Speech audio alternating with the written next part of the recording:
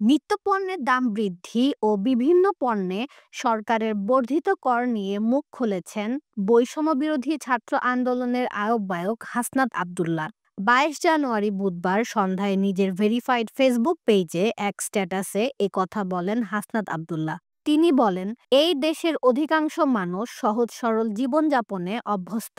দেশটা কেমন আছে সেটাও তারা বোঝার চেষ্টা করেন সহজ হিসাব নিকাশের মধ্যেই। যখন চালের দাম বাড়ে, নিত্য প্রয়োজনীয় পণ্যের দাম বাড়ে, বাবা মা সন্তানের মুখে পুষ্টিকর খাবার তুলে দিতে ব্যর্থ হয় মানুষ, তখন তারা ধরে নেয় দেশটা ভালো নেই। লুটপাটের অর্থনীতি জারি রেখে দেশের বিপুল পরিমাণ অর্থ বিদেশে পাচার করেছে ফ্যাসিজমের দোসররা। রাষ্ট্রীয় প্রকল্প থেকে জনগণের কোটি কোটি টাকা আত্মসাৎ করে আমাদের অর্থনীতিকে করেছে ভঙ্গুর। চাঁদাবাজির অত্যাচারে অতিষ্ঠ হয়ে অনেক তরুণ উদ্যোক্তা ব্যবসা করতে পারেনি, কিন্তু বিগত স্বৈরাচার আমাদের বলতে দিত না। জুলাইয়ের স্বাধীনতায় গণমানুষ আবার নিজেদের কথা বলার, হতাশা ব্যক্ত করার, প্রতিবাদ করার সক্ষমতা ফিরে পেয়েছে।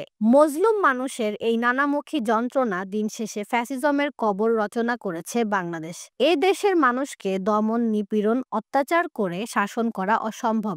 আজ হোক বা কাল আমরা প্রতিবাদ করবই। অন্তর্বর্তীকালীন সরকারের নানা সীমাবদ্ধতা ও অদক্ষতার বিরুদ্ধেও মানুষ আজ প্রকাশ্যে অবস্থান নিচ্ছে। সত্যিকার অর্থেই মানুষ অন্তর্বর্তীকালীন সরকারের অনেক সিদ্ধান্তে ক্ষুব্ধ, যদিও এটি একটি চমৎকার গণতান্ত্রিক পরিবেশকে ইঙ্গিত করে।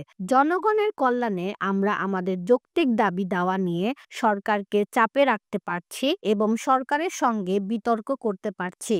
এদেশের জাগ্রত তরুণ সমাজকে বিভ্রান্ত না করে তাদের নিয়ে দেশ গঠনে সর্বোচ্চ প্রচেষ্টা করতে পারলে আমরা সফল হব।